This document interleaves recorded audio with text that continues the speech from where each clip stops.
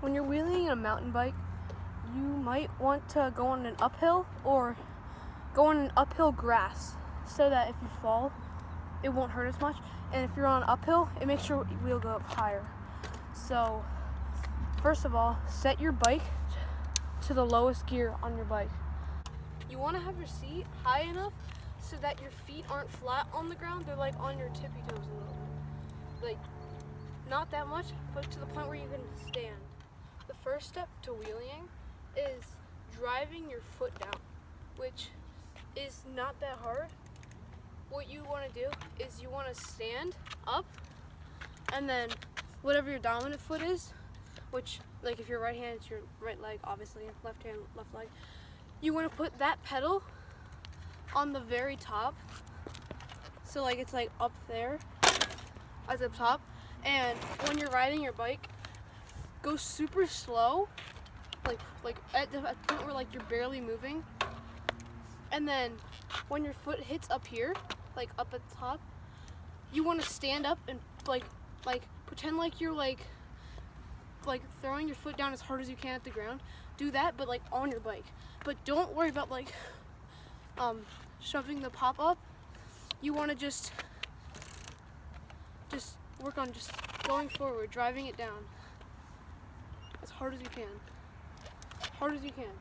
And then after that, actually no, don't do any other steps after that. You want to practice that for a while, because most tutorials don't say that like that, and like most people don't care about this part. All they care about is jerking it up, because that's what people think. But really, the secret is to drive down your foot as hard as you can.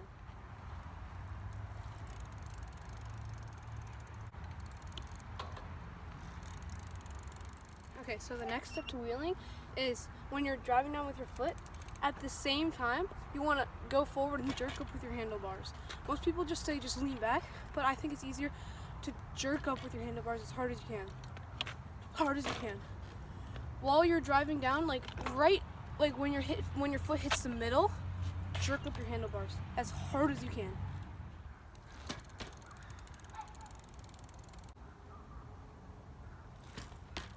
Once you get good at this, your front wheel should come off the ground like maybe a foot.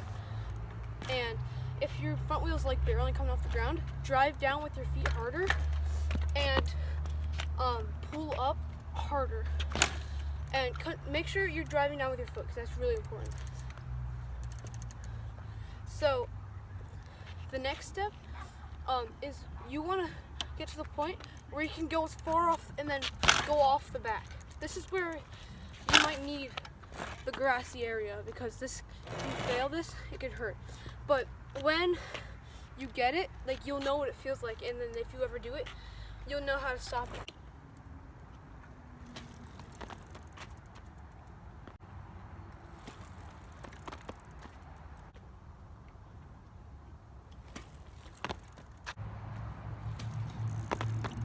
So now, after you've been falling off the back for a while and getting comfortable with that, you wanna try to get off the back, but this time when you're about to go over, use the back brake. Put your ring finger or two fingers on, not your ring finger, your pointer finger or two fingers on, like middle finger and all. And then when you're going too far back, use your brake and just slam your bike back down. So if you just push it down all the way, it'll slam back down. But then if you're all the way up here and you tap it a little bit, your front wheel will come down a little bit. And if you stop pedaling, it'll come right down. That was my problem. Whenever I hit the brake, I would stop pedaling and it would go right down. You want to continue pedaling and use the brake, like only tap it the slightest bit so that your brake barely works. And then your bike should come down, but keep pedaling and pulling back. When you're pulling up like this, what you want to do is when you're in the air, when you're riding, lean back and put your weight all the way back, and straighten your arms so that you're leaning back with your arms straight. It puts more weight on the back so that it helps you stay up more. Now that you can get your bike up all the way and like keep it consistent, if your bike is leaning towards the right, turn your handlebars the other way. If your bike is turning left, turn it right, and so on.